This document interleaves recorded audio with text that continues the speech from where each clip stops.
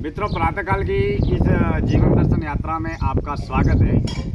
आज का चिंतन का विषय है ज्ञानी को अपने ज्ञान को और अमीर को अपने धन को हमेशा साक्षी भाव से देखते रहना चाहिए। सबसे पहले इस विषय पर हम सार्थक चिंतन करते हैं कि ज्ञानी के पास में क्या है। ज्ञानी के पास में शब्द है, ज्ञान है, शिक्षा है, अनुभव है।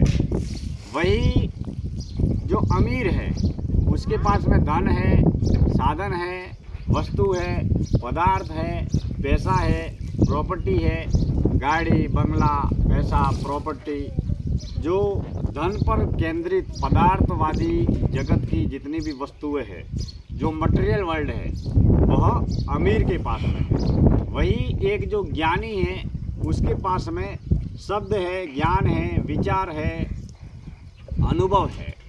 अब अगर ज्ञानी अपने शब्द को, ज्ञान को, अनुभव को, शिक्षा को होश में रहकर साक्षी भाव से देखना प्रारंभ करे। एक ज्ञानी विद्वान है, बुद्धिमान है, समाज सेवक है, समाज सुधारक है, वक्ता है, उपदेशक है। वह अपने शब्दों को लिख कर या शब्दों को बोलकर दुनिया के सामने प्रस्तुत करता है, जो व्यवहारिक जीवन के लिए भी जरूरी है और जीवन के व्यापार के लिए भी जरूरी है, समाज सेवा और समाज सुधार के लिए भी जरूरी है। लेकिन अगर एक ज्ञानी मात्र पंच ज्ञान इंद्रियों से संग्रह किए हुए शब्दों, ज्ञान, अनुभव में ही अगर धंसकर या फंसकर रहेगा तो उसका जीवन मात्र एक शब्द बांटने वाली मशीन और ज्ञान बेचने वाली दुकान बनकर रह जाएगा।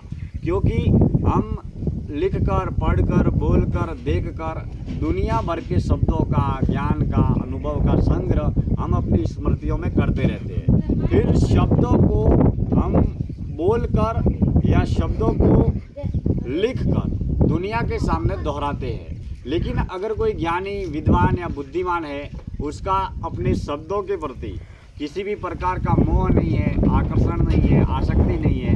वह शब्द और ज्ञान के बंधन से मुक्त है। वह यह बोध, होश है के जरिए यह जानता है कि शब्द, ज्ञान, अनुभव पारिवारिक, सामाजिक, सांसारिक, व्यावसायिक जीवन को जीने के लिए और सांसारिक किरदार को अदा करने के लिए जरूरी है। तो ज्ञानी कभी भी अब उसके ज्ञान, शब्द के होने या न होने का उसे अहंकार नहीं होगा, आसक्ति नहीं होगी और वह बंधन से हमेशा मुक्त रहेगा। ठीक उसी तरीके से अगर अमीर भी अपने अमीरी, प्रसिद्धि, मान, सम्मान, पद, पुरस्कार के प्रलोभनों से अगर मुक्त रहता है तो उसे धन के जरिए जितना भी मान, सम्मान, पद, पुरस्कार वह प्राप्त करता है या धन की अमीरी के जरिए पैसा, प्रॉपर्टी, गाड़ी, बंगला, फैक्ट्री, मकान, दुकान, घर, ऑफिस जितना भी लेता है उसे होश और साक्षी भाव से अपने धन को भी देखना चाहिए। क्योंकि ज्ञान और धन उससे हम मुक्त नहीं हो सकते, मुक्त रह नहीं सकते, मुक्त जी नहीं सकते। और अगर घर, परिवार, समाज, संसार में है तो ज्ञान और धन से मुक्त होना भी नहीं चाहिए। क्योंकि धन और ज्ञान दोनों जीवन की ज़रूरतों को पूरा करने के लिए बहुत ही ज़रूरी है। लेकिन उसे मात्र एक होश और साक्षी भाव में रहते और जीते हुए उसे मात्र एक ज़रूरत के तल पर देखना चाहिए। हम चाहे जितना ज्ञान प्राप्त करें, हम चाहे जितना धन प्राप्त करें, और ज्ञान और धन से जो भी प्रत्युत्तर में क्रिया प्रतिक्रिया के स्वरूप मान, सम्मान, पद, पुरस्कार जितना भी जो भी प्राप्त हो रहा है, या तो ज्ञान से प्राप्त हो रहा है या धन से प्राप्त हो रहा है, या ज्ञान या धन पर केंद्रित जो क्रिया है उससे प्राप्त हो रहा है। जो कर्म हो रहा है और कर्म फल मिल रहा है उसके प्रति हमारा किसी भी प्रकार का बंधन न हो। मात्र जीवन को, ज़रूरतों को पूरा करने के लिए, घर चलाने के लिए, परिवार चलाने के लिए, फैक्ट्री, दुकान, ऑफिस चलाने के लिए शब्द, ज्ञान, अनुभव भी जरूरी है और धन, साधन, वस्तु, पदार्थ भी जरूरी है।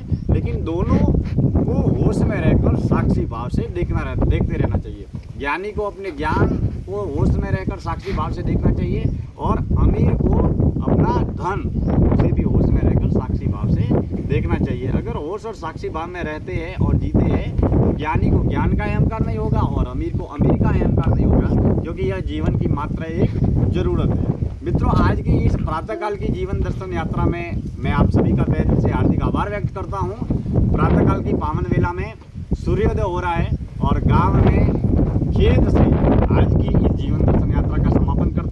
सब हमारे तत्व ज्ञान, मनोविज्ञान और दर्शन शास्त्र के कर्म ज्ञान और अनुभव से जुड़े हैं। ये जीवन दर्शन यात्रा सदैव जारी है और जारी रहेगी। बहुत बहुत धन्यवाद।